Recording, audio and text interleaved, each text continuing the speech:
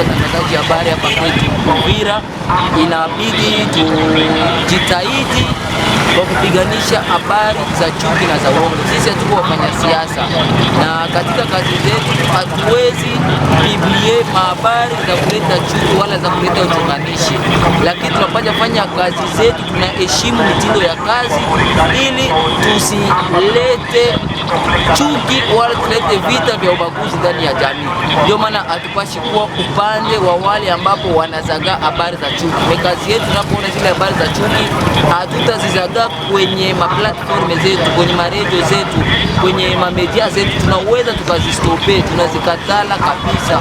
Hapana kuona mtangazaji habari kisha yeye ambao wa kwanza kusambaza zile habari za chuki, ule sio mtangazaji habari. Haiko mtangazaji habari mwenye kuleta amani, lakini mtangazaji habari anaoleta kuchochea.